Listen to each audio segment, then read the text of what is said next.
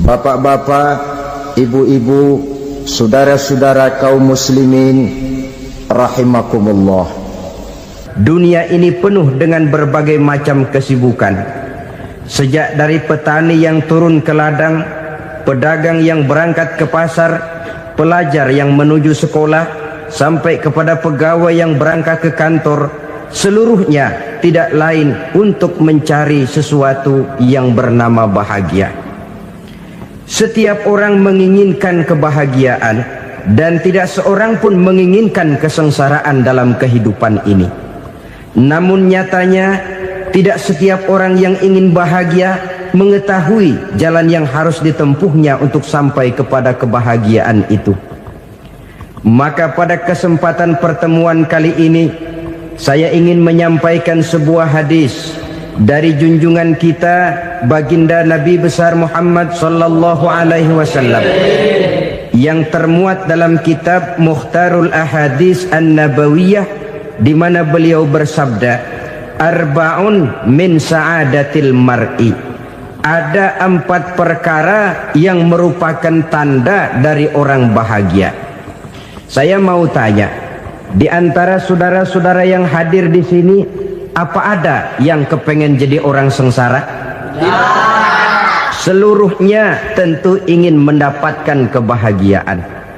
Maka menurut resep dari Nabi kita, tanda orang bahagia itu 4. Jadi kalau saudara ingin bahagia, harus mempunyai 4 perkara ini.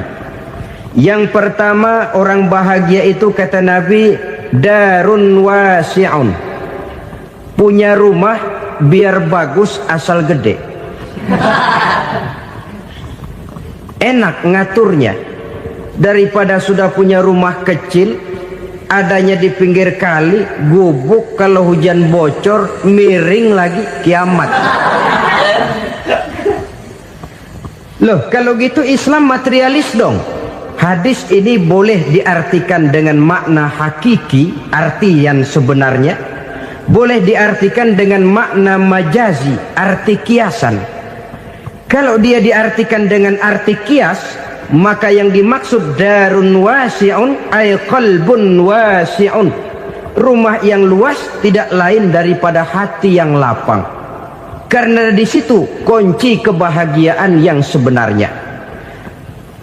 Walaupun kita cuma tinggal di petak berukuran 2 kali 3 meter, kalau hati kita luas-luas rasanya rumah itu. Tapi biar rumah kita halamannya saja puluhan ribu hektar, ada kolam renangnya, kamar tidurnya tidak lagi terhitung. Kalau hati yang menempati rumah itu sempit, maka akan terasa sempit jugalah rumah itu. Tempat bergantungnya tidak lain adalah hati. Marilah kita mencoba melihat berbagai pandangan orang tentang bahagia ini. Ada orang menyangka bahwa bahagia itu kalau dia mendapatkan harta yang sebanyak-banyaknya. Siapa yang banyak harta, dialah raja. Apa yang dia mau, seluruhnya bisa dibeli. Keamanannya, dia bisa menyewa petugas. Seluruh fasilitas untuk menyenangkan kehidupannya bisa dibeli. Pendeknya, hartalah segala-galanya dalam kehidupan. Sampai ada pepatah mengatakan, innad darahima fil amakini kulliha taksur rijala mahabatan wa jalala. Sesungguhnya harta, dinar, dirham, uang, di mana-mana selalu bikin hebat orang yang memilikinya. Coba lihat, orang yang punya duit sama yang enggak punya duit, jangan gaya hidupnya, gaya jalannya aja lain. Wahia lisanun liman arada fasahatan, wahia silahun liman arada qitala. Uang adalah senjata yang paling ampuh bagi orang yang mau pergi perang, dan lidah yang paling fasih bagi orang yang mau bicara. Kalau bicara dengan lidah macet, cobalah bicara dengan harta, lancar. Sampai ada pepatah demikian, segalanya bisa diatur dengan harta. Maka di kalangan orang yang berpandangan semacam itu, seluruh kegiatan hidupnya hanya terfokus kepada bagaimana mengumpulkan harta yang sebanyak-banyaknya. tidak peduli halal haram, tidak kenal sore pagi siang dan malam, tidak sempat sujud, jauh dari agama, jauh dari kehidupan yang bersifat ruhaniyah, jauh dari Allah dan sebagainya, sampai dalam Al-Quran dikelompokkan dalam kelompok yang dinamakan lumazah. Allazi jama'a malahu wa 'addadah yahsabu anna malahu akhladah. Mereka mengumpul-ngumpulkan harta sebanyak-banyaknya dan menyangka bahwa harta yang banyak itu dapat mengekalkan hidupnya, mengekalkan kekayaannya, mengekalkan kebahagiaannya. Saudara hadirin yang berbahagia, kalau pandangan hidup ini benar, artinya kalau harta memang merupakan satu-satunya hal yang dapat membuat orang bahagia, tentu di rumah mewah tidak akan pernah ada tangis derita. Tentu di satu tempat di mana fasilitas hidup serba menunjang tidak ada yang namanya penderitaan. Tapi suka dan duka, sedih dan gembira, senyum dan tawa adalah milik setiap orang, baik dia punya harta maupun dia tidak punya harta. Nyatalah bahwa harta semata-mata bukan merupakan jaminan bahwa orang akan bahagia, walaupun tanpa harta orang sulit untuk bahagia. Saya mau cerita, ada orang super kaya, namanya Aristotle Onesimus, raja tanker Yunani. Dia punya kapal tanker saja konon sampai 11 banyaknya. Punya perusahaan penerbangan yang disebut Olympic Airlines, punya hotel di berbagai kota besar di dunia ini, sejak dari New York, London, Paris, Rome dan sebagainya. Bahkan punya pulau yang dia namakan Pulau Scorpio. Ini kan namanya sudah kaya nggak tanggung-tanggung, punya pulau. Nah, dia punya 2 orang anak, yang satu laki-laki namanya Alexander, yang satu perempuan namanya Maria Onesimus. Seluruh harapannya tertumpah kepada anak lakinya Alexander ini, yang akan meneruskan usahanya, meneruskan kekayaannya, meneruskan dinastinya. Apa yang terjadi?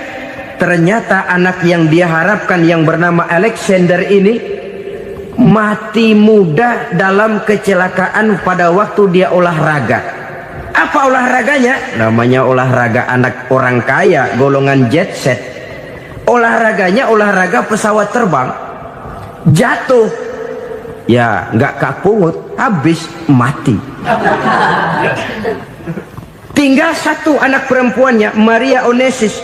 Tapi anak perempuan ini juga malah urakan. Terakhir dia pacaran, bahkan kemudian kawin sama orang Rusia. Rupanya Aristotle Onesimus ini broken. Kekayaannya yang berlimpah ruah, perusahaannya yang begitu banyak, siapa yang akan meneruskan? Siapa yang akan menggantikan? Sampai kemudian dia mengurung diri di Pulau Scorpio dan mati di sana secara mengenaskan. Seorang multi jutawan, seorang yang super kaya, mati menyendiri di pulau sepi. Ibarat kata pepatah, anak ayam mati di lumbung. Bukan kekurangan makanan, keurugan makanan. Begitu kehidupan Aristotle Onesimus. Dan banyak orang-orang yang sudah demikian kaya sampai dibingungkan oleh kekayaannya sendiri. Telusurilah kehidupan David Rockefeller misalnya, Henry Ford misalnya, Adnan Khashoggi misalnya. Multi jutawan yang kadang-kadang dibuat keder oleh kekayaannya sendiri. Pantas ketika Imam Ali ditawarkan orang, "Ya Ali, kalau kepadamu disuruh pilih ilmu atau harta, kau pilih mana?" Ya jelas pilih ilmu dong. Kenapa? Pertama, ilmu kalau kita berikan kepada orang lain tambah. Tapi harta kalau kita berikan kepada orang lain kurang. Saudara punya uang 10.000, dibagi orang 5.000, jelas uang saudara berkurang. Tapi saudara punya ilmu, diberikan kepada orang lain bisa, saudara pun makin mantap. Tidak lantas jadi bodoh karena ngajarin orang. Saudara bisa Fatihah lalu mengajarkan orang Fatihah. Orang bisa, saudara pun makin hafal. Tidak lantas setelah diajarin orang ilmunya hilang. Begitu datang dia minta orang, tolong ajarin saya Fatihah, udah habis, nggak ada.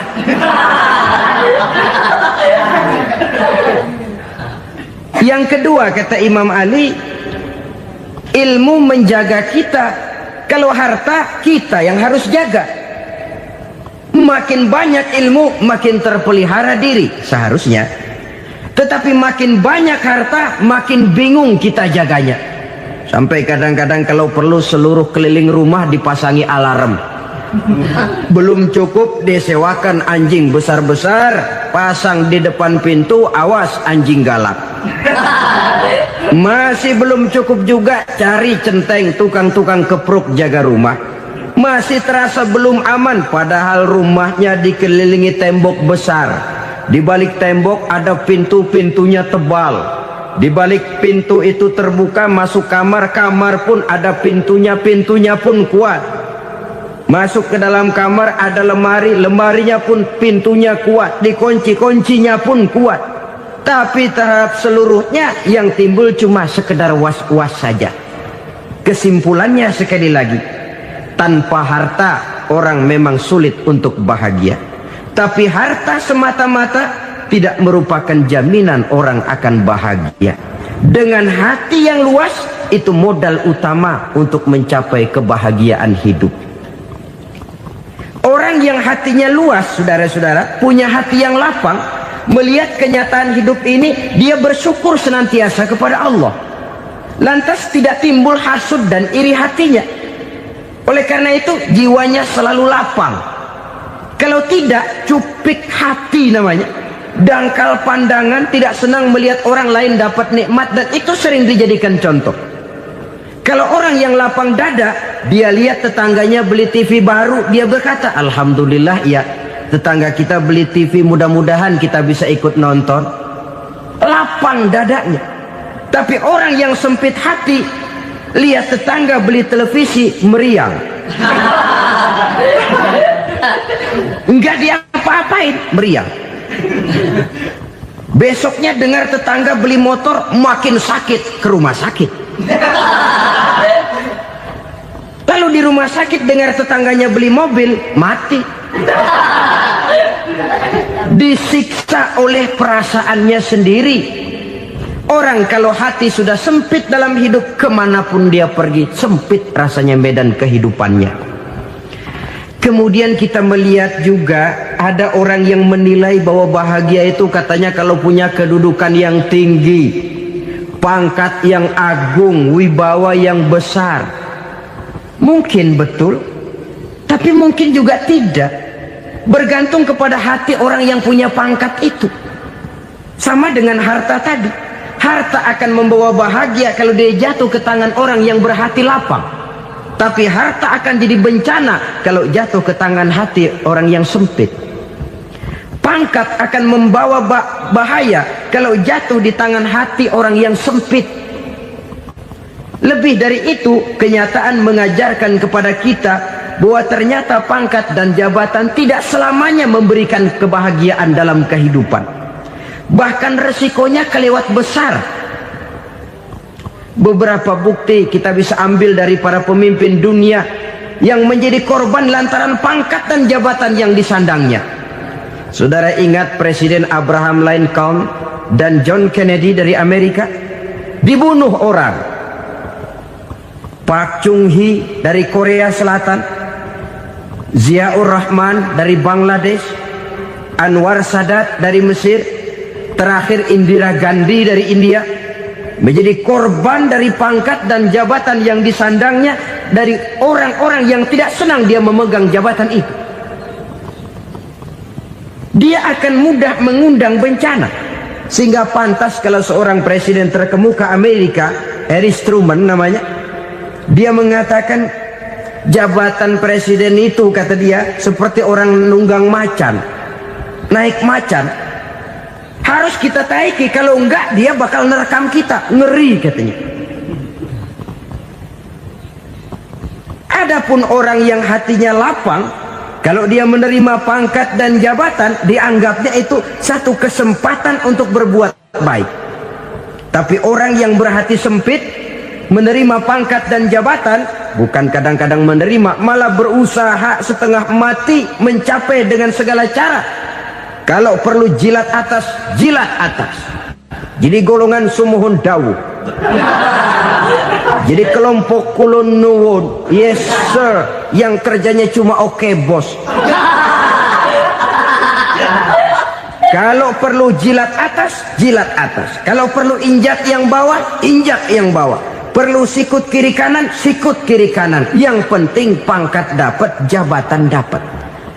Orang yang semacam ini, kalau sudah mempunyai pangkat dan jabatan, biasanya dia tidak menganggap itu sebagai amanah, tidak menganggap sebagai kesempatan berbuat baik, tapi malah kesempatan untuk memperturutkan hawa nafsunya yang dilatar belakangi oleh kesempitan hatinya tadi. Apalagi kalau orang memperoleh pangkat karena banyak mengeluarkan uang. Seakan-akan pangkat dan jabatan itu sekarang macam proyek, pakai tender. Siapa yang berani bayar segini, naik. Nggak berani, minggir. Padahal logikanya, kalau orang mencapai satu jabatan karena banyak mengeluarkan uang, hampir bisa dipastikan bahwa setelah jabatan itu dia pegang, langkah pertama yang akan dilakukannya ialah berusaha bagaimana uang yang dia keluarkan supaya kembali. Ya paling kurang pulang modal dulu dong. Soal mikirin rakyat soal nanti, tapi ini modal harus pulang. Itu celakanya kalau orang memperoleh pangkat dan jabatan cuma karena banyak mengeluarkan uang. Jarang orang yang mempunyai keyakinan dan pandangan bahwa pangkat dan jabatan merupakan amanah. Jadi sekali lagi, pangkat dan jabatan mungkin saja membawa kebahagiaan kalau jatuh ke tangan orang yang berhati lapang.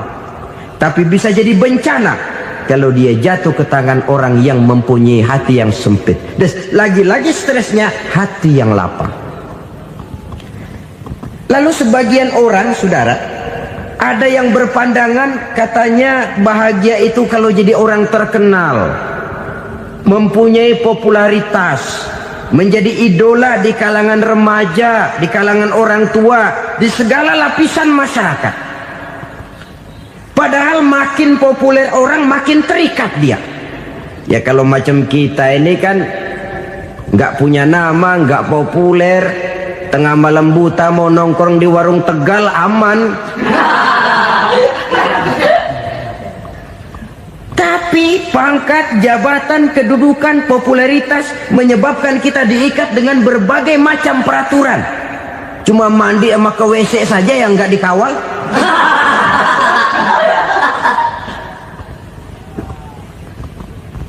Benarkah popularitas, ketenaran membawa kebahagiaan? Mungkin. Ya, tapi mungkin juga tidak. Kenapa? Banyak orang-orang populer yang mengakhiri hidupnya secara tragis. Kita ambil beberapa nama. Di Amerika tahun 60-an ada bintang seksi paling terkenal yang dijuluki sex bomb. Bom seks. Sampai sekarang jadi legenda, namanya Marilyn Monroe. Singkatan dobelnya itu inisialnya MM, Marilyn Monroe. Terkenal, top, sampai dia mati tahun 62. Namanya sekarang masih saja dibicarakan orang. Kenapa dia bunuh diri? Tidak punya hartakah dia? Banyak. Kurang populerkah dia? Seluruh dunia mengenalnya. Sejak rakyat kecil sampai pejabat tinggi dia punya hubungan. Kenapa? Jenuh. Dia terlahir dalam keadaan yatim. Setelah itu tidak lama dia berangkat remaja, ibunya meninggal. Pindah dari wanita asuh ke wanita asuh sampai 12 orang ibu angkatnya. Dan kekecewaan yang paling parah, setiap laki-laki yang dekat dengannya hanya seperti kapal berlabuh.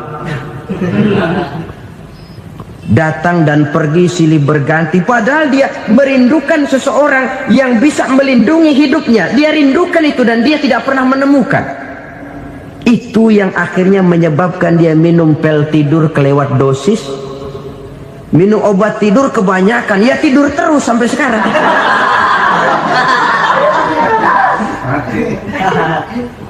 Dia mengakui, saya telah memiliki ketenaran, tapi saya tidak pernah hidup dalam ketenaran itu. Saya pandai main sandiwara, tapi saya ingin hidup dalam alam yang real sebagaimana umumnya orang. Itu yang dia rindukan. Menyusul jejak yang namanya Marilyn Monroe ini, Billie Holiday, saudara kenal tentu, di rumah sakit dirawat. Dia juga minum obat overdosis, mati lagi. Jimi Hendrix minum obat tidur overdosis kelewat batas, mati lagi. Lalu yang menghanyutkan diri di danau, Janis Joplin dan Brian Jones. Ini orang-orang populer, orang-orang terkemuka yang mengakhiri hidup secara tragis, bukan karena tidak terkenal, mungkin karena sudah saking terkenalnya. Contoh paling belakangan, Bruce Lee. Wah, ini tukang-tukang keprok tentu kenal siapa dia. Sampai sekarang pun tabir kematiannya masih merupakan misteri. Dan yang masih hidup juga menunjukkan gejala yang aneh. Michael Jackson, rumahnya di Beverly Hills itu dijaga sedemikian rupa, dan dia selalu curiga kepada setiap makanan harus steril, bersih dari segala macam kimia. Kemana dia pergi, itu tukang-tukang keprok sudah selalu menjaga dan mengawal, dan dia seakan takut menunjukkan mukanya yang asli. Hingga kalau tampil ke tengah di luar show, dia kadang memakai pakaian yang tidak menunjukkan dia yang sebenarnya, takut dikenali orang. Ternyata popularitas sering jadi momok yang meracuni kehidupan manusia. Oleh karena itu, benarlah junjungan kita pada saat beliau mengajarkan orang akan bahagia kalau dia mempunyai hati yang lapang. Nah, sekarang masalahnya untuk mendapatkan hati yang lapang, caranya bagaimana? Kita kembali kepada konsep Quran. Allah mengajarkan, ala inna bizikrillahi tatmainnul qulub. Ketahuilah bahwa dengan banyak mengingat Allah, hati akan tenang, jiwa akan lapang. Dengan kata lain, dekat dengan agama, merasakan kehadiran Allah dekat dalam hidup. Itu muara pertama untuk mencapai hati yang lapang. Ala inna bizikrillahi tatmainnul qulub. Jangan macam orang sekarang ingin mendapatkan ketenangan lalu tapak di puncak gunung, di gua-gua, di tempat sepi. Iyalah kalau nggak ada ular. Kalau tergigit ular berbisa, ketenangan belum, mati jelas itu. Islam positif untuk mendapatkan ketenangan. Ala inna bizikrillahi tatmainnul qulubi. Bahwa ketahuilah bahwa dengan banyak mengingat Allah, hati akan tenang, jiwa akan lapang, nuansa pikiran akan luas. Karena yang namanya bahagia ada dimanapun manusia berada. Di kampung ada bahagia, di kota ada bahagia, di ngarai, di lembah, di gunung, di hutan, di lautan, di angkasa luar, dimanapun bahagia itu ada kalau kita bermodalkan hati yang lapang ini. Dan hati akan lapang kalau kita dekat dengan agama. Dekat dengan harta buat sementara hati mungkin tenang, tapi ketenangan yang relatif dan temporer. Apalagi orang tiap kali tambah harta, tiap kali tambah rencana, itu wajar. Mungkin sebelumnya saudara berpikir, kalau punya duit 5.000 enak nih. Begitu punya duit 5.000, aduh sayang kalau 10.000 aja. Tiap kali tambah harta, tiap kali lain rencana. Makin banyak rencana, makin menjauhkan kita dari yang namanya ketenangan. Padahal ketenangan merupakan unsur utama untuk mencapai bahagia. dan ketenangan itu bermuara dalam hati manusia. Tengoklah kehidupan ini. Orang yang banyak harta dengan orang miskin, berbedakah rasa sakit yang mereka tanggungkan? Rasanya tidak. Walaupun si kaya tidur di kasur empuk berselimutkan sutra mahal, sementara si miskin meringkuk di balai bambu yang keras dan kasar. Apabila maut datang, dia juga tidak pernah pilih bulu. Maut datang menjemput si kaya di singgasana keemasannya, dikelilingi oleh para pengasuh, dayang dan idang serta para pengawal. Dan maut pun datang menjemput si miskin papa, sehingga ia tergelepar di tepian jalan. Kedua-duanya bernama mati. Kalau nyata bahwa sakit yang ditanggung si kaya tidak beda dengan sakit yang ditanggung si miskin, bukan harta semata yang membuat orang bahagia. Hati yang tenang, jiwa yang lapang penuh kedamaian karena banyak berzikir dan mengingat Allah, itu merupakan modal utama untuk mencapai sesuatu yang bernama bahagia.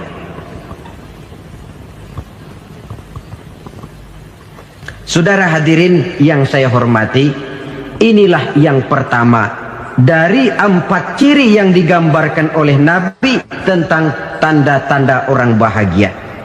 Dan harus berangkat dari yang pertama ini, hati yang lapang. Ini yang harus kita miliki lebih dahulu, baru nanti akan menyusul kepada poin yang ketiga, kedua dan selanjutnya. Sebab kalau hati sudah terisi dengan jiwa yang lapang, seluruh persoalan insya Allah akan bisa kita atasi dengan sebagaimana mestinya. Yang kedua sekarang, tanda orang bahagia menurut baginda Nabi, markabun syariah. Orang bahagia itu, kata beliau, punya kendaraan biar cepat asal lancar. Artinya kemana dia mau pergi mudah. Apa maksud hadis ini? Kalau kita kaji lebih dalam, kendaraan itu kan alat transportasi. Transportasi tidak lain adalah usaha memudahkan komunikasi. Pindah dari situ kepada teori bahwa manusia adalah zon political, makhluk bermasyarakat yang tidak bisa memenuhi kebutuhan hidupnya secara sendirian. Kita memerlukan keberadaan orang lain dalam kehidupan ini. Untuk memakai baju saja kita sudah perlukan petani yang tanam kapas, pabrik yang memintal kapas jadi benang, pabrik yang menenun benang jadi kain, sampai kepada mesin jahit, sampai kepada tukang jahit. Itu cuma untuk memakai pakaian saja. Tidak seorang pun di antara kita yang sanggup memenuhi kebutuhan hidupnya secara sendiri. Kita perlu orang lain. Maka kebebasan dalam arti mutlak, kebebasan tanpa batas, itu tidak mungkin ada dalam kehidupan. Karena kita mengadakan yang disebut interaksi sosial. Setiap kegiatan kita tentu melibatkan orang lain. Menurut kita barangkali kita bebas jalan di jalan raya semaunya, tapi orang lain berkendaraan pun merasa bahwa ini ada juga jalan haknya, dan begitu selanjutnya. Oleh karena itu, maksud dari kendaraan yang cepat ini adalah khulatuhu ma'as solihin. Lingkungan pergaulannya terdiri dari orang-orang soleh. Pergaulannya luas. Kemana dia pergi ada temannya. Kesulitannya ada tempat dia cerita. Dan kesulitan kalau sudah diceritakan kepada orang lain, taruh kata orang itu tidak bisa menolong, namun menceritakannya kepada orang yang kita percayai, kan paling kurang sudah mengurangi beban jiwa, mengurangi tanggungan batin, merasa masih ada tempat kita cerita. Maka lebih baik orang awam yang mau bergaul ketimbang orang setengah alim tapi ngunci pintu. Sebab nantinya akan timbul sikap picik, cupik pandangan, dan tidak luas menghadapi kenyataan dalam kehidupan ini. Namun yang harus kita garis bawahi, pergaulan memang mesti luas. Namun jangan sekali-kali lupa bahwa pergaulan sangat besar pengaruhnya dalam ikut membentuk kepribadian manusia. Sehari-hari bisa kita bilang, Kalau kita dekat sama tukang minyak wangi, sekalipun nggak dibagi minyaknya, baunya tentu dapat. Betul? Tapi dekat sama tukang elas, walaupun nggak kena apinya, asapnya mesti kena. Kalau Syauqi mengatakan lebih jelas lagi, man asyaral asrafa asa musyarrafan wa muasyiral anzali ghairu musyarrafin. Awalam taral jildal hakira muqabbalan bisagri lamma sara jildal mushaf. Siapa yang bergaul dengan orang mulia, dia bakal ikut menjadi mulia. Tapi siapa yang berteman dengan orang hina, dia tidak bakal ikut menjadi mulia. Tidakkah kau lihat, kata Syauqi, kulit kambing yang hina pun dicium orang ketika menjadi kantong Quran. Kulit kambing hina, kalau dia sendirian gak ada yang mau cium. Tapi begitu dia bergaul dengan Quran, menjadi kantong Quran, dipakein minyak wangi, ditaruh di tempat yang tinggi, mau diambil dicium dulu, dibawa dengan penuh hormat dan hati-hati. Kulit kambing yang hina lantaran berteman dengan Quran, numpang mujur. Tapi coba lihat kalau kulit kambing berteman dengan kayu, jadi beduk, habis. Zohor dikemplang, asar dipukul. Itu pun sedikit saja, cuma salah milih teman. Yang temannya Quran dihormati orang, yang temannya kayu lantaran jadi beduk, gelap-gelap subuh orang udah kemplangin.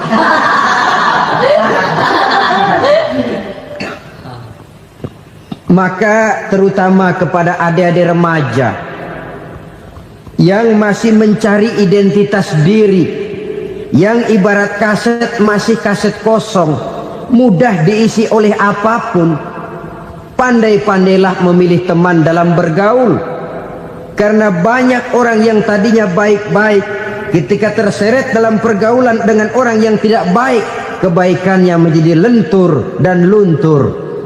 Tapi berapa banyak bajingan-bajingan tengik, orang-orang yang berlumur noda dan dosa, tiap hari melakukan maksiat, namun bergaul dengan orang yang baik-baik, pada akhirnya sedikit demi sedikit beringsut dan berangsur dia terbiasa mengikuti kebaikan-kebaikan.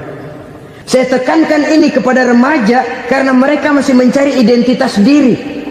Apa yang mereka lihat mereka mau, apa yang mereka dengar mereka ingin tahu. Coba lihat kehidupan remaja. Pulang nonton film Rambo, pengen jadi Rambo, gagah, maunya belekai melulu.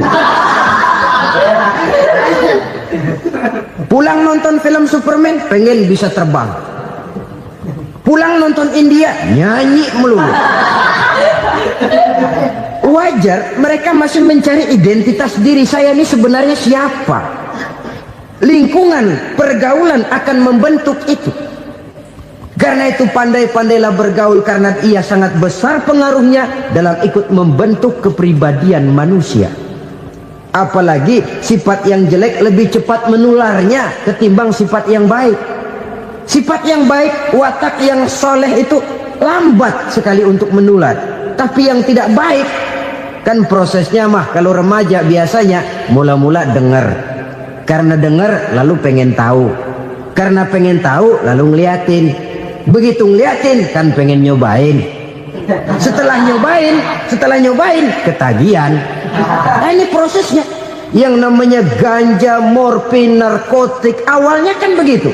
Mula-mula dengar, katanya kalau sudah fly to the sky, sudah melayang ke langit, katanya disitulah puncak kebahagiaan. Mulanya cuma dengar. Karena dengar pengen tahu. Karena pengen tahu lalu ngeliat, kumpul sama orang yang suka ngeganja. Setelah ngeliat, nah pengen ngerasain. Begitu ngerasain enak juga, ketagihan. Kalau sudah ketagihan jadi penyakit kronis, bisa merembet kepada yang lain. Iya, kalau orang tuanya mampu untuk beli morfin, beli ganja. Kalau tidak kan pikirannya ngayap, jemuran siapa ya gue sabet. Timbullah perbuatan-perbuatan negatif yang bermula dari salah pergaulan. Apalagi buat adik-adik remaja yang tinggal di kota-kota besar, yang pengaruh budaya, pengaruh kesenian, pengaruh struktur kehidupan yang nampak makin individualistis, di mana persaingan tajam, tensi ekonomi tinggi, orang mudah mengalami stres. Pandai-pandailah dalam bergaul, sekali lagi, karena ia sangat besar pengaruhnya dalam ikut membentuk kepribadian manusia. Orang bahagia punya kendaraan yang cepat, artinya punya pergaulan yang luas, dan lingkungan pergaulannya terdiri dari orang-orang yang soleh. Kemana dia pergi, ada teman. Kesulitannya, ada tempat dia cerita. Tapi kalau sudah menyendiri, hidup sendiri, kesulitan dipikiri sendiri, bisa mati belum waktunya. Tidak ada tempat berbagi rasa, tidak ada tempat bercerita, tidak ada tempat mengurangi beban dalam kehidupan. Pantas betul kalau Islam sangat menggalakkan dan menganjurkan orang kalau sudah sampai waktunya itu untuk melangsungkan nikah. Kata Nabi, ya ma'syaras syabab man istata'a minkumul ba'at falyatazawwaj. Hai para pemuda, kalau sudah mampu memberi nafkah, kawinlah, nikahlah kamu. Kenapa? Sudah ada teman hidup, tempat berbagi rasa. Kesulitan kalau ada tempat cerita akan lebih ringan ketimbang kita telan sendiri, walaupun bobot kesulitannya sama beratnya. Saudara-saudara kaum muslimin rahimakumullah, inilah ciri yang kedua, punya kendaraan biar cepat asal lancar. Kemana kita mau pergi gampang. Dengan kata lain, setelah hati yang luas, pergaulan yang luas. Dua. Yang ketiga sekarang, tanda orang bahagia itu menurut Nabi, misbahun mudhi'un, punya lampu yang terang. Oh, itu enggak problem. Sekarang sudah zamannya listrik masuk desa, Pak. Lampu sudah terang semua. Betul, kalau itu yang dimaksud. Tapi tidak cuma itu. Karena lampu yang dimaksud di sini, lampu yang akan menerangi seluruh perjalanan hidup. Dan perjalanan hidup itu sudah dimulai sejak kita terlahir ke alam ini, sampai masuk ke alam barzah, kumpul di padang mahsyar, sampai ke akhirat. Lampu yang menerangi itu yang diperlukan. Kalau lampu, katakanlah yang paling top sekarang kan lampu jenis Mercury. Taruhlah itu di rumah kita, dia cuma menerangi rumah kita, menerangi hati pun tidak sanggup. Bila kita masuk ke alam barzah, alam kubur, sanggupkah si Mercury yang begitu terang menerangi alam barzah kita? Tidak sanggup lagi. Sanggupkah lampu yang ratusan watt, bahkan puluhan ribu watt menerangi kehidupan di padang mahsyar? Tidak akan sanggup lagi. Kalau demikian, yang dimaksud lampu yang terang di sini apa? Tidak lain amal soleh, kebajikan yang kita lakukan dalam hidup. Itu yang akan jadi lampu penerang. Di dunia nama kita akan terang. Jasad kita boleh hancur terkubur tanah, tapi nama kita akan dikenang orang. Begitulah kalau orang meninggalkan kebajikan dalam hidup seperti sekarang. Ribuan orang tiap saat berziarah ke kubur Imam Syafi'i, ke kubur Imam Malik, ke kubur Imam Ghazali, ke kubur orang yang baik-baik, orang yang soleh-soleh. Kebajikannya yang ditinggalkan, yang mengukir namanya dengan tinta emas. Sehingga saudara sudah terbaring di alam kubur, orang lewat, Allah, ini kuburannya Fulan bin Fulan, dulu ini kebaikannya Masya Allah, saya ikut merasakan. Mari kita mampir sebentar, kita Fatihah, mohon disampaikan Allah pahalanya kepada almarhum. Al-Fatihah. Itu kalau orang baik-baik. Lalu saudara tanya, Pak, orang mati dikirimin Fatihah apa nyampe pahalanya? Saya jawab, kalau saudara nggak percaya, mati dulu dah. Nanti saya Fatihain, tungguin di sana, umpama nggak sampai balik lagi kemari. Sekarang ini kan maunya otak-otakan saja, kalau nggak masuk otak nggak percaya. Padahal alam gaib itu nggak bisa diotak-otakin. Sama saja dengan saudara pernah dengar cerita kapal Tampu Mas tenggelam tak? Pernah nggak? Di mana? Di laut Masalembo. Begitu ke Tampu Mas tenggelam, ratusan penumpang itu terjun ke laut, dipermainkan gelombang, berjuang menghadapi maut itu. Orang lagi timbul tenggelam di lautan, dihantam ombak, kita tengokin pakai helikopter. Pak, lagi timbul tenggelam ya? Iya, tolongin. Jangan khawatir Pak, nih saya kirim intan Pak, harganya 10 juta. Kira-kira orang yang timbul tenggelam di laut seneng nggak? Tidak. Kan mahal toh intan 10 juta. Kenapa dia nggak senang? Karena intan 10 juta dalam kondisi seperti itu tidak sanggup menyelamatkan dia.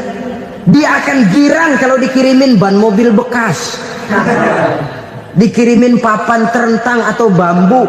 Intan yang 10 juta dia nggak girang, ban mobil bekas yang 1000 perak tuh pegang, itu yang dia girang betul. Inilah sebabnya Nabi berkata, mal mayyitu fi qabrihi illa kal ghariqil mutaghawwis. Orang yang meninggal di alam kuburnya seperti orang timbul tenggelam di lautan. Yantaziru da'watan min ahli, menunggu doa dari keluarganya yang masih hidup. Duh, bapak saya sudah meninggal, saya sayang benar sama dia. Kirimin kulkas ke kuburannya Itu sama saja dengan tadi orang tenggelam di lautan dikirimi intan yang harganya 10 juta, tidak sampai. Begitulah kalau kebajikan yang kita tinggalkan dalam hidup, sudah mati pun kubur kita masih diziarahi orang. Tapi kalau jahat yang kita tinggalkan, boro-boro lah orang mau doa lewat dekat kuburan kita juga serem. Tuh bajingan dulu mati dipendem di situ tuh. Jangan lewat situ, ntar kesurupan, jangan. Lewat saja orang ngeri. Konon lagi membacakan Fatihah dan mengirimkan doa. Hidup pada hakikatnya adalah kesempatan untuk berbuat baik. Maka sekali kesempatan itu diberikan, manfaatkan dengan sebaiknya. Sebab kesempatan kedua tidak akan pernah ada. Kesempatan berbuat baik di sini, di akhirat sudah pembalasan namanya. Sekali kesempatan itu dicabut, dia tidak akan pernah dikembalikan lagi. Kata Iqbal, hidup tidak mundur ke belakang, Bung. Berhenti diinjak orang, mundur hancur. Tidak ada kata mundur dalam hidup ini. Berhenti diinjak orang, mundur kecebur. Tidak ada kata lain, harus maju dalam kehidupan dalam artian yang positif. Hidup adalah kesempatan untuk mengumpulkan kebajikan yang sebanyak-banyaknya. Di situ nilai daripada manusia. Sekarang ini memang nggak kelihatan kok, orang yang banyak pahala sama yang banyak dosa nggak kelihatan kok. Barangkali kalau habis bikin dosa palanya pada benjol, mungkin orang takut sama dosa. Tapi sekarang sama saja, orang yang banyak dosa dengan yang nggak banyak dosa jalan bareng dari belakang, sama, nggak kelihatan beda. Tapi ada waktunya di mana pahala memegang peranan, di mana dosa diperlihatkan. Sama saja kalau kita bawa mobil siang, lampu kan nggak begitu berfungsi. Apa lalu bilang, alah ini lampu berat-beratin, copot-copotin aja dah. Tidak perlu begitu. Kenapa? Pada suatu saat malam senja akan datang. Bila matahari terbenam, senja pun datang, gelap mulai merayap, disitulah baru terasa perlunya lampu. Pahala begitu. Sekarang orang yang nggak ada pahalanya nggak kelihatan dalam kehidupan. Tapi pada suatu saat senja kehidupan akan datang. Ajal merenggut nyawa, malam merayap, dan hidup mulai diliputi kegelapan di alam barzakh. Dikala itu kalau nggak punya lampu, alangkah malangnya kita. Sebab amal yang baik, kata Nabi, di alam barzakh itu akan diciptakan menjadi perempuan yang cantik menemani kita. Amal yang jahat akan menjadi orang yang paling jelek nemenin kita. Sudah di tempat gelap yang nemenin jelek.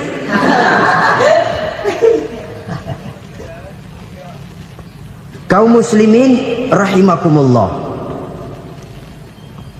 Kalau demikian masalahnya, tergantunglah kita pandai memanfaatkan waktu. Al-waktu kasayf, waktu itu cepat sekali. Yang namanya waktu itu tahu-tahu. Tahu-tahu udah tahun 87. Tahu-tahu udah begitu. Tahu-tahu yang kemarin anak-anak, sekarang udah pada punya anak. Tahu-tahu saja itu. Begitu cepat waktu berlalu. Kalau tidaklah pandai kita memanfaatkannya, akan rugi kita. Nabi bersabda, man kana yaumuhu khairun min amsihi fahuwa rabih. Barang siapa yang hari ini lebih baik daripada hari kemarin, itu orang untung. Hari ini lebih baik daripada kemarin, bulan ini lebih baik dari bulan kemarin, tahun ini lebih baik dari tahun kemarin, itu orang yang beruntung. Tahun kemarin sembayangnya maghrib doang, sekarang udah tambah isya. Tahun kemarin cuman Idul Fitri aja ngancem bener, sekarang udah tambah Jumat, lalu tambah lagi maghrib, tambah lagi isya, dan selanjutnya. Hari ini lebih baik daripada kemarin, itu orang yang beruntung. Wa man kana yaumuhu mislu amsihi fahuwa khasir. Lalu barang siapa yang hari ini sama saja dengan hari kemarin, itu orang rugi. Hari ini sama dengan kemarin, rugi itu. Bulan ini begitu, bulan kemarin begitu, tahun ini begitu, tahun lalu juga begitu. Rugi itu orang. Rugi apa? Rugi umur. Umur tambah, amalan gak pernah tambah.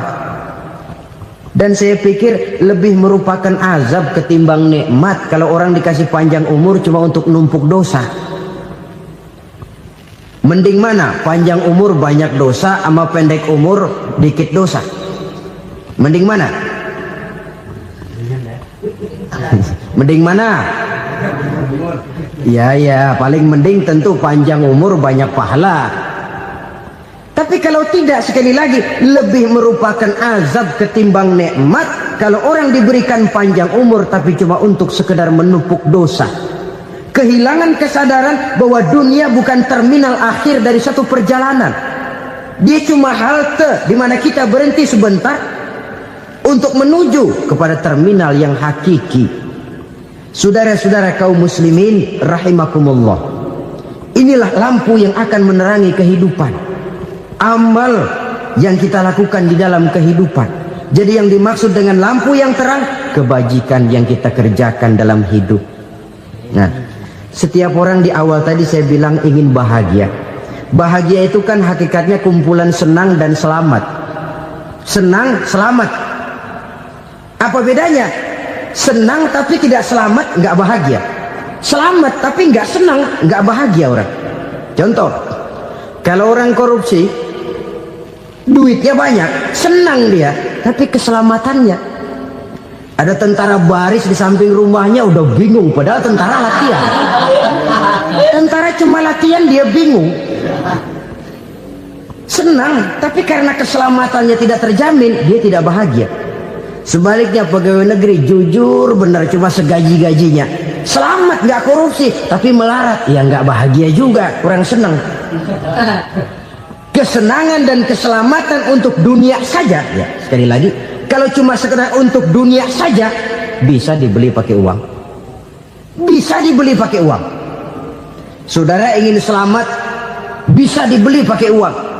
Saudara ingin senang, bisa dibeli dengan uang. Tapi setelah mati, masuk ke alam barzah, habis kekuasaan uang. Nggak bisa lagi beli keselamatan pakai uang. Tidak mungkin lagi membeli kesenangan dengan uang. Di situ pahala yang megang peranan. Makin banyak pahala, makin banyak saham untuk membeli kesenangan dan keselamatan, untuk memperoleh yang namanya bahagia. Dan jangan lupa loh, di alam barzah kita nggak sebentar, menunggu datangnya kiamat. Loh iya, kalau kita begitu dikuburin terus kiamat datang, untung. Tapi kalau masih harus 1000, 2000, puluhan ribu tahun yang akan datang, dalam satu penantian yang begitu lama, tanpa saham untuk memperoleh kebahagiaan, satu kemalangan yang tidak ada pernah putus-putusnya. Janganlah tergelincir oleh kebahagiaan sebentar yang menipu dengan mengorbankan kebahagiaan hakiki yang berjangka panjang. Apa artinya senyum sejenak kalau harus ditebus dengan tangis seumur hidup? Biarlah kita minum jamu, pahit memang, getir memang, tapi kan besok badan sehat. Daripada sekarang minum sirup, manis memang, enak memang, tapi bibir pada jontor besok itu.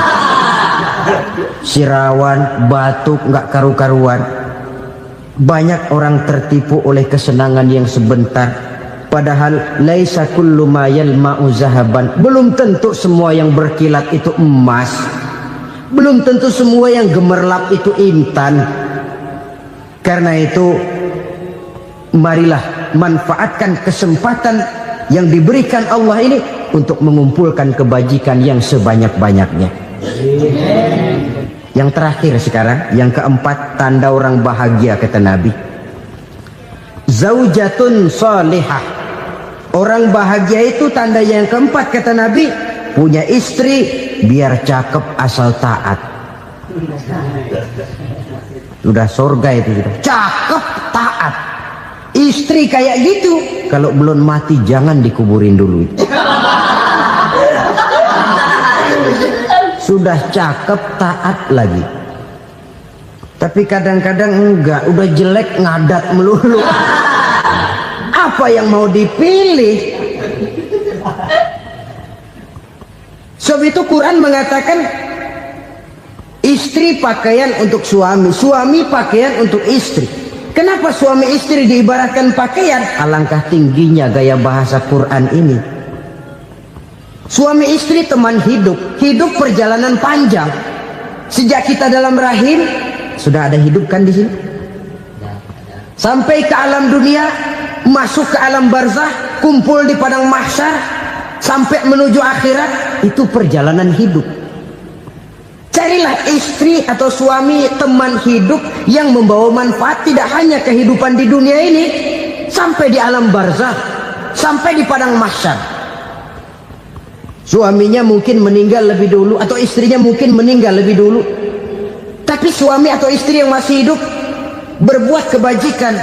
Suami saya meninggal, ada hartanya, saya sedekahkan, niat pahala untuk almarhum suami saya. Ini teman hidup, tidak dibatasi dan tidak bisa dipisahkan oleh maut sekalipun. Zohirnya mungkin pisah, badannya mungkin pisah, tapi hatinya, jiwanya, kebersamaannya dalam menghadapi kehidupan. Karena itu saudara-saudara, bahasa Quran indah. Suami istri diibaratkan seperti pakaian. Apa fungsi pakaian? Pertama, pakaian jadi kebanggaan. Artinya suami harus menjadi kebanggaan istri, istri harus jadi kebanggaan suami. Yang kedua, pakaian itu kan fungsinya menutup aurat. Artinya sesama suami istri harus saling menjaga kekurangan masing-masing. Jangan malah sesama suami istri saling membongkar rahasia dan aibnya sendiri-sendiri. Istrinya diceritain jeleknya di mana-mana, atau suaminya dibongkar rahasianya di pasar umum. Itu sudah tidak lagi berfungsi sebagai pakaian. Kenapa semua ini diperlukan? Karena kita menyadari bangsa yang baik terdiri dari masyarakat yang baik. Masyarakat yang baik merupakan susunan dari warga yang baik. Warga yang baik adalah terdiri dari rumah tangga yang baik. Dan rumah tangga yang baik merupakan susunan dari pribadi yang baik. Dari situ langkah dimulai. Membangun satu bangsa yang baik diawali dengan membangun rumah tangga yang baik, dengan menciptakan pribadi-pribadi yang baik. Sehingga dari sini diharapkan berkembanglah nilai-nilai kebaikan. Orang akan bahagia mempunyai istri yang soleh. Kenapa? Tidak ada seorang suami bisa sukses jadi apapun dia, apapun profesinya. Dokterkah, kiaikah, mubalikkah, petanikah, pengusahakah, pejabat tinggikah, tidak ada seorang suami yang bisa sukses tanpa peran serta istrinya. Walaupun memang peranan itu tidak begitu kelihatan, tapi sangat menentukan.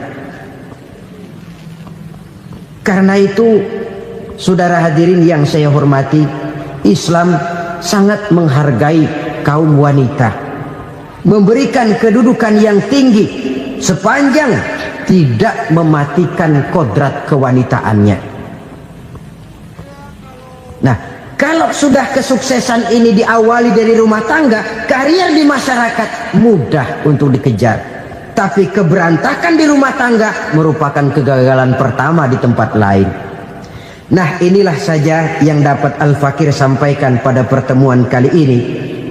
selalu berusaha menyimpan sesuatu yang bisa membawa manfaat, baik untuk dirinya, untuk anak cucunya, maupun untuk keluarganya, untuk masa kini dan masa depannya. Kadang simpanan itu berbentuk uang, kadang berupa tanah, lain saat berbentuk pabrik, dan lain sebagainya. Sementara masa depan yang paling pasti adalah akhirat.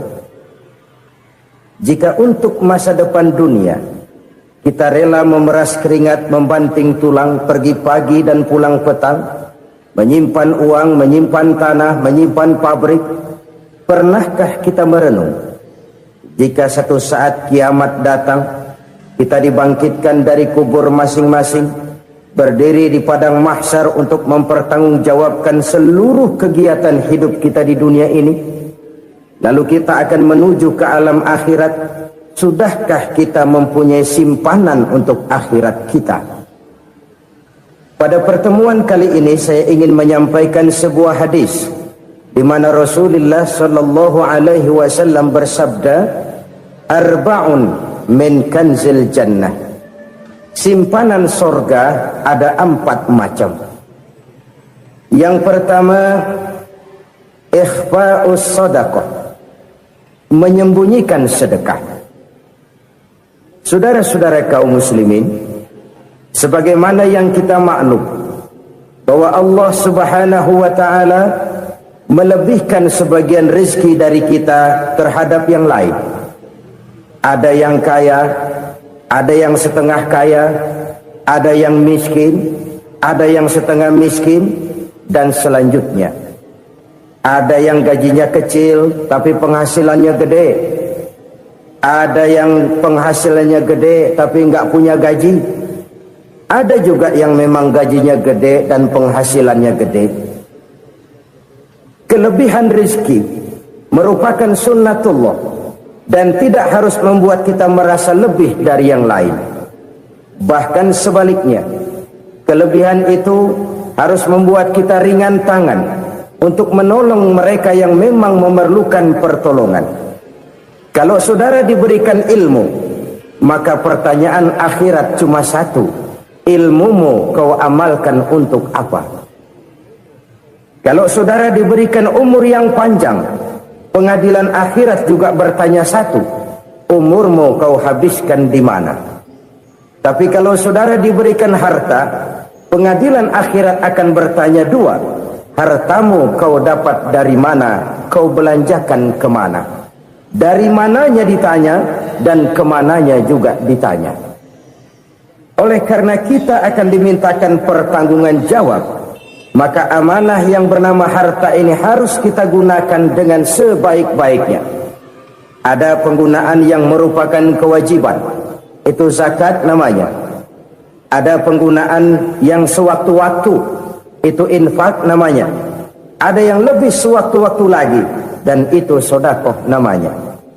Zakat dia terikat oleh haul dan nisab, oleh putaran batas waktu dan ukuran dari harta itu sendiri. Sedangkan infak terikat oleh situasi dan kondisi perekonomian seseorang.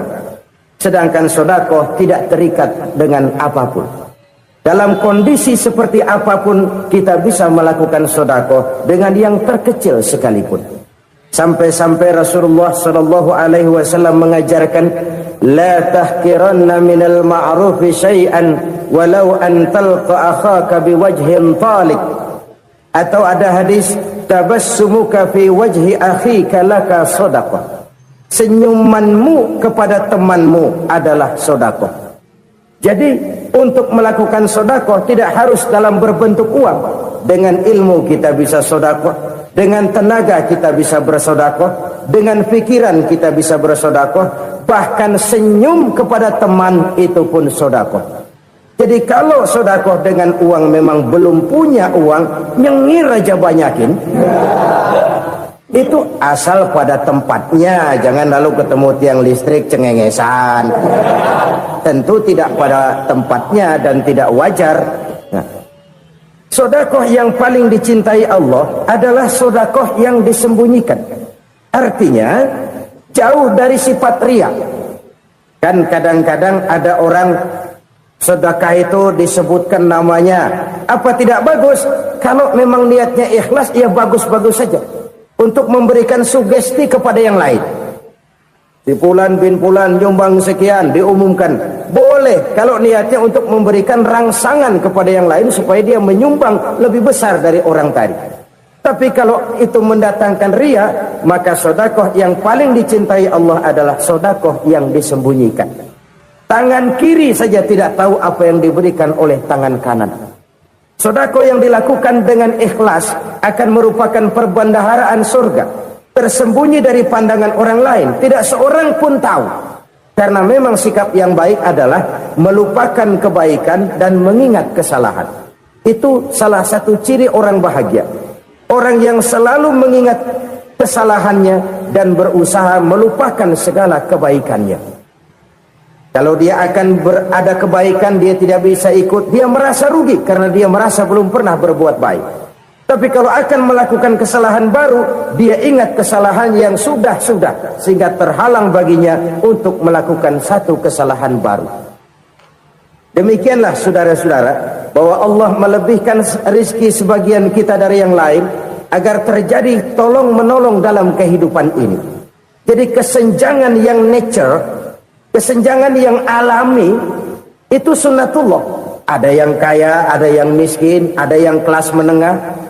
Nah, kenapa lalu sekarang kita berusaha mengentaskan kemiskinan? Oleh karena adanya kesenjangan struktural. Kalau yang kaya bisa semakin kaya, kenapa yang miskin tidak bisa naik jadi ikut sedikit kaya? Sebab pada dasarnya Islam adalah agama yang sejak turunnya sudah berupaya memerangi kemiskinan. Bahkan dikatakan kemiskinan itu mendekatkan kepada kekufuran. Orang kalau miskin udah dekat banget sama kafir. Gampang menjadi kafir. Berapa banyak saudara-saudara kita yang oleh karena soal perut, oleh karena soal materi, terpaksa meninggalkan dan menanggalkan akidahnya. Menjual petunjuk yang diberikan Allah dengan kesenangan dunia yang cuma sebentar ini. Na'udzubillah, summa na'udzubillah. Jadi makin kita sembunyikan satu sedekah, semakin banyak perbendaharaan kita di surga. Sedekah yang paling dicintai Allah adalah sedekah yang disembunyikan. Malahan ada seorang sufi, dia punya kebiasaan kalau pergi sholat Jumat dia bawa uang, itu uang dia taruh di bawah tikar masjid. Dia niat sedekah kepada siapa saja yang nemuin itu duit. Maksudnya apa? Supaya yang nemuin nggak tahu siapa yang punya duit. Demikian dia saking ingin menyembunyikan sedekahnya. Karena sifat riya itu bisa memakan amal kita sendiri. Riya itu termasuk menyebut-nyebut kebaikan kita. Orang yang suka nepuk dada, sedikit-sedikit ngitungnya kalau nggak gua. Tuh kalau nggak gua tuh. Tuh yang belah situ, kalau nggak gua. Iya, kalau nggak lu kenapa emang? Orang yang suka menepuk jasa. Tuh, biasanya memang begitu saudara-saudara. Kalau perang lagi berkecamuk, orang nggak sempat ngaku jadi pahlawan. Tapi begitu perang selesai, yang kagak kenal bedil ngaku pahlawan, mas. Itu sesuatu yang biasa. Oleh karenanya, orang-orang yang ikhlas dalam bersedekah, disembunyikannya sedekah itu, Allah cinta betul.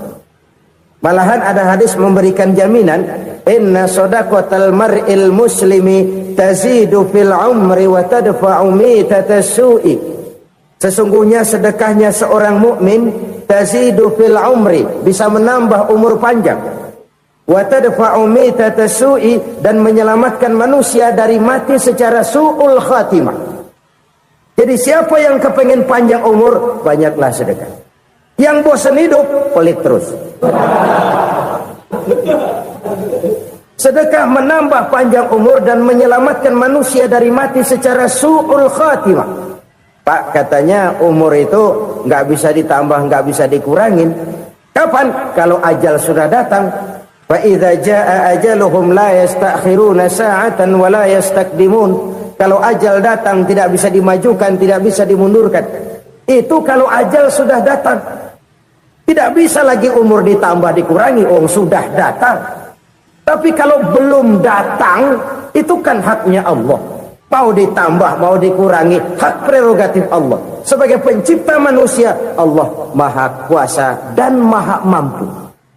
Sedekah ini menambah panjang umur dan menyelamatkan manusia dari mati secara su'ul khatimah. Itu orang mati kan sama ya, kondisinya mati, nggak nafas. Tapi hakikat mati kan lain-lain. Ada yang mati itu husnul khatimah, baik akhirnya. Misalnya lagi ngaji mati, lagi sholat mati, lagi sedekah mati. Ini yang dinamakan dengan husnul khatimah, baik di akhirnya. Sebaliknya ada yang su'ul khatimah, jelek di akhirnya. Ini yang jadi catatan akhir. Lagi nyekek botol, mampus. Lagi banting kartu, modar. Su'ul khatimah, jelek pada akhirnya. Sedekah menyelamatkan manusia dari mati secara su'ul khatimah. Dan kita semua kepengen mendapat husnul khatimah, jauh dari su'ul khatimah. Oleh sebab itu yang bisa menyelamatkan kita dari penyakit itu antara lain adalah sedekah yang disembunyikan, yang dikerjakan dengan ikhlas karena Allah, tidak karena kepengen dipuji orang, tidak karena ingin dikatakan orang pemurah. Sebab orang dermawan itu orang yang memberi tanpa harus diminta.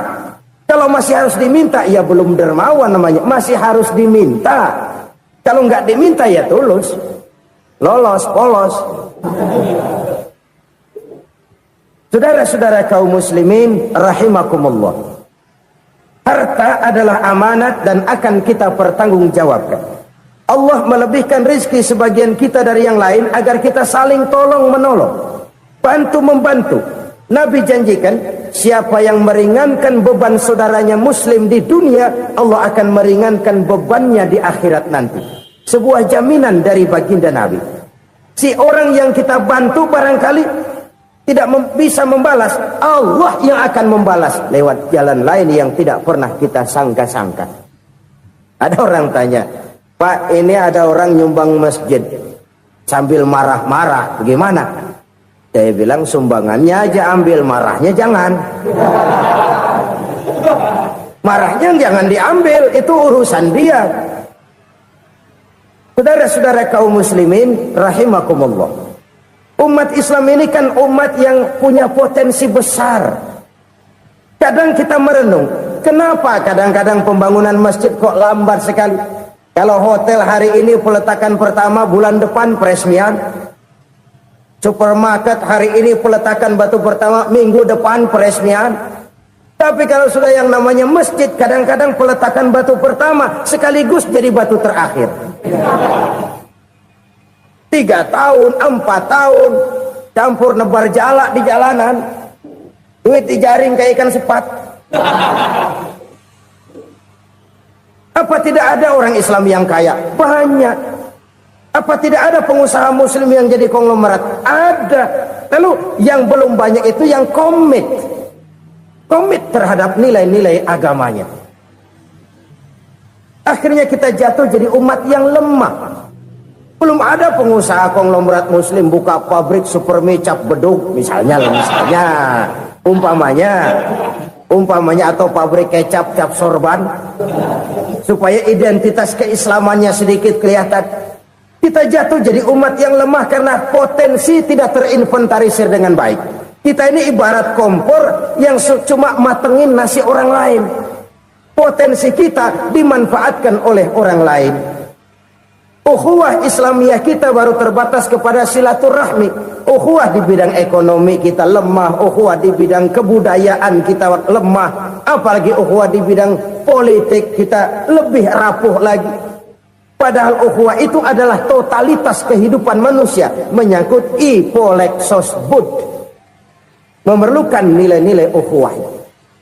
Jadi oleh karena itu mari kita menyadari, di dalam harta kita, walaupun kita yang cari, pergi pagi, pulang sore, peras keringat, banting tulang, di sana ada harta anak yatim. Di sana ada hak masjid.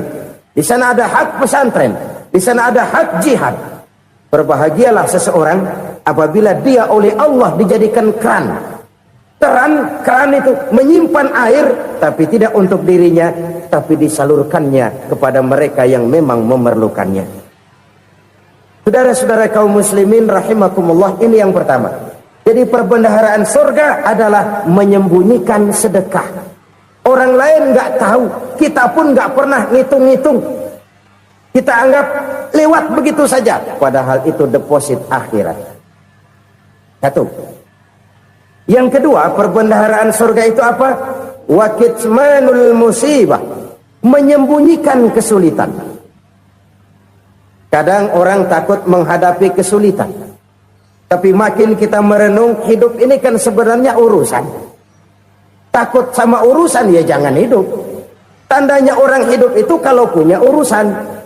Urusan melupakan problem. Problem sering menimbulkan kesulitan. Kesulitan bukan untuk ditakuti, tapi untuk diatasi dan dicarikan jalan keluarnya. Siapa sih orangnya yang nggak pernah sulit-sulit? Makin tinggi status sosialnya, makin gede urusannya. Makin tinggi kualitas imannya, makin berat tingkat kesulitannya. Cuma memang yang namanya enak itu seperti pelangi. Biang lala itu nggak pernah di atas kepala kita, di atas kepala orang melulu. Lo sih enak lo, kata kita. Dia juga bilang yang enak kan lo. Pelangi itu nggak pernah di atas kepala kita. Kata tukang beca, aduh enak ya naik Mercy. Kata tukang beca, apa yang di dalam mobil Mercy? Aduh enak bener tukang beca, di jok ngeringkuk ngorok pulas bener. Saya kamar pakai AC sejuk, tempat tidur sutra empuk, alga spring bed, kulak kulik nggak bisa pulas kalau belum minum Valium, belum tidur. Enak bener tukang beca, di jok ngorok nggak tahu wetan kulon. Si tukang beca bilang yang di Mercy enak, yang di Mercy bilang tukang beca enak. Inilah enak, nggak pernah di atas kepala kita, di atas kepala orang lain melulu enak itu. Nah saudara-saudara, yang merupakan perbendaharaan surga itu orang yang bisa menyembunyikan kesulitan, baik pribadi ataupun rumah tangga. Nih terutama rumah tangga yang jadi soalnya. Kadang-kadang kita ini kalau senang, sebaliknya kalau senang kita diam, kalem aja, cuek. Banyak banget duit kita bawaan, diam aja udah. Malah ketemu orang takut. Tapi begitu susah, sekampung tahu. Padahal Nabi mengajarkan perbendaharaan surga itu menyembunyikan musibah, menyembunyikan kesulitan. Kalau enak, cerita sama orang-orang. Kalau nggak enak, rasain sendiri, tekan sendiri, atasin sendiri. Kita kan sebaliknya, senang kita diam, asal lagi susah, paling tidak kita nyari teman buat cerita kesusahan. Siapa orangnya yang nggak pernah susah? Cuma soalnya bagaimana kita mengatasi kesusahan itu sendiri. Begitu juga misalnya kalau orang sudah berumah tangga, itu orang tuanya harus menjadi tempat dia cerita yang enak-enak saja. Yang nggak enak rasain berdua, selesaikan berdua, atasin berdua. Jangan dibalik. Asal senang diam, giliran susah saja. Maknya laporan. Terbalik. Bisa menjaga security informasi. Maka nama bayam keluar diam, malah seluitan. Enak amat lo makan daging ayam. Security informasi. Saudara-saudara kaum muslimin rahimakumullah, ujian yang terberat itu yang pernah diberikan kepada para nabi, para rasul, para aulia, para ulama. Makin tinggi keimanan, makin berat bentuk kesulitan. Ayo saya kemukakan satu contoh saja. Ada seorang nabi yang kaya, nabi kaya, namanya Nabi Ayub. Iblis kalau orang begini kan keki, ibadahnya rajin, kaya. Nih yang kayak begini susah digodain. Kalau ibadahnya rajin, miskin, kali bisa disogok. Sini imannya mantap, ibadahnya rajin, kaya, nabi lagi. Oh, tapi namanya iblis nggak kurang akal. laporan. Tuhan, kenapa Les? Ya ini bahasa saya, bahasa Qur'annya sih nggak gitu. Itu hambamu yang namanya Ayub, dia rajin ibadah cuma karena dikasih kaya aja. Coba kasih miskin dia, berhenti dia sembahyang. Ah, kamu bisa aja. Saya tahu Ayub itu hambaku yang ikhlas. Saya buktiin Tuhan, silahkan. Dibuktiin lah, iblis turun ke alam ini. Yang mula-mula dia lakukan, dia rusak sawah ladang Nabi Ayub. Dia binasakan binatang ternak Nabi Ayub. Sehingga dalam waktu singkat, jatuhlah Nabi Ayub dari orang paling kaya, jadi orang paling miskin. Beliau masih ibadah di mihrab dalam masjid. Datang iblis. Saudara Ayub, ya. Lagi ngapain? Ibadah. Nyembah Allah, nyembah Allah. Oh, percuma. Kenapa? Tuhan yang ente sembah nih, dia udah bikin miskin ente. Sawah ladang ente hancur lebur, binatang ternak binasa. Sekarang ente jadi orang paling miskin. Ngapain nyembah Tuhan kayak begitu? Tekor. Udah berhenti dah ibadah, berhenti ibadah. Ini iblis sama Tuhan laporannya lain, yang dikerjakan kepada Nabi Ayub juga lain. Benar begitu iblis, kata Nabi Ayub. Iya, sawah ladang saya habis, buras. Binatang ternak saya binasa, binasa. Saya miskin, bangpak.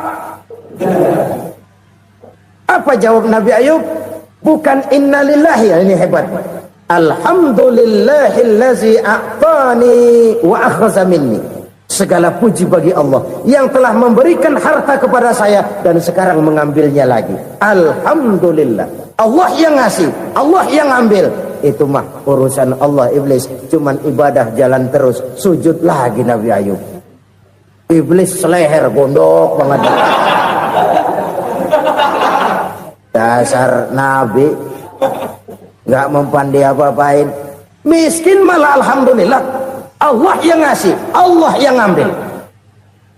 Jadi kalau kita tidak komit, kita tidak terikat kepada kaya, miskin, senang, susah, apa yang bisa bikin kita susah? Jadikan kekayaan, kemiskinan, jadikan senang susah sebagai anak buah yang bisa kita atur. Jangan kekayaan ngatur kita, jangan kemiskinan ngatur kita. Kita yang harus mengatur mereka. Senang susah, kaya, miskin, bahagia, sengsara, jadikan itu anak buah yang bisa kita atur. Kalau sekarang kita kaya, lain saat boleh jadi kita miskin, semiskin-miskinnya. Allah yang ngasih, Allah yang ambil. Tenaga mana yang bisa menghalangi? Ibadah jalan terus. Iblis makin gondok. Dasar Nabi loh. Akhirnya apa? Nabi Ayub dikerjain, diberikan penyakit. Demikian fatal penyakitnya itu.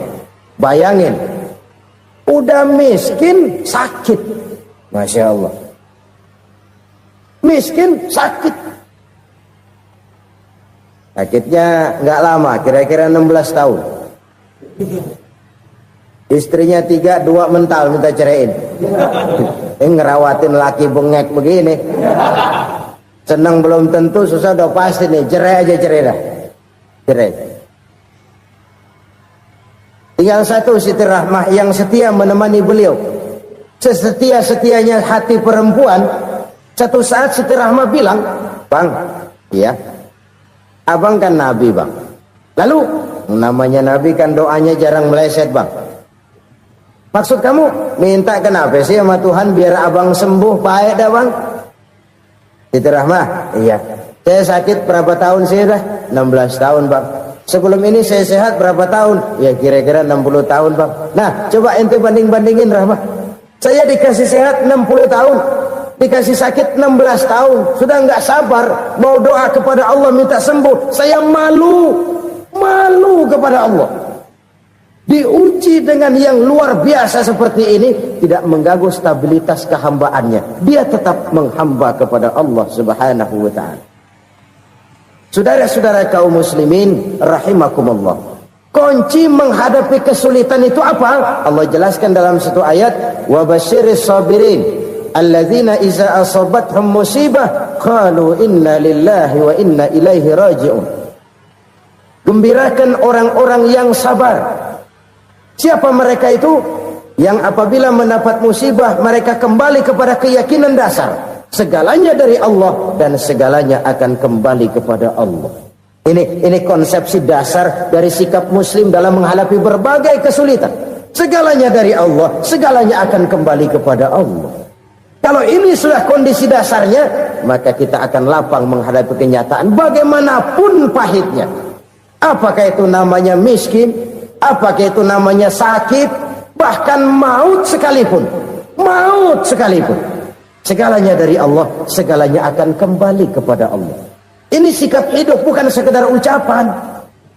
Kita kadang-kadang menjadikannya sebagai ucapan. Mulutnya sih nggak berhenti, innalillahi wa inna ilaihi rajiun, tapi nangisnya terus gerung-gerungan. Bukan itu, ini kesadaran moral. Kalau segalanya dari Allah, segalanya kembali kepada Allah, kan sebenarnya cuma nunggu giliran. Hari ini saya nyembayangin dia, entah hari apa saya disembayangin orang. Hari ini saya antar dia ke kubur, entah hari apa orang nganterin saya ke kubur. Hari ini saya tahlilkan dia, entah nanti kapan orang tahlilkan saya. Segalanya dari Allah, segalanya akan kembali juga kepada Allah. Oleh sebab itu saudara-saudara, kesulitan bukan untuk ditakuti. Kesulitan justru untuk diatasi, dicarikan jalan keluarnya. Dan tidak ada orang yang tidak pernah mendapat kesulitan. Tidak ada. Semakin tinggi status sosial, semakin tinggi kualitas keimanan, semakin besar juga tingkat kesulitan. Hanya saja bagaimana cara kita mengatasinya. Dan Al-Quran menyatakan, inna ma'al usri yusra.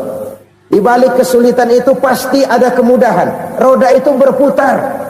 Karena itu Rasulullah Sallallahu Alaihi Wasallam mengingatkan kepada kita, ta'arraf ilallahi firraha ya'rifka fisyiddah.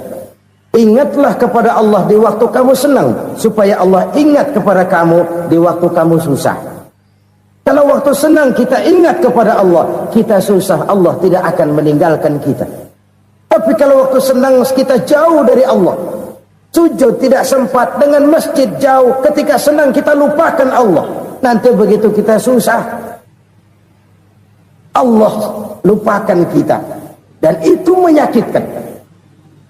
Oleh karena itu orang-orang tua kita dulu bilang, kalau lagi sehat ingat-ingat lu bakal sakit nanti.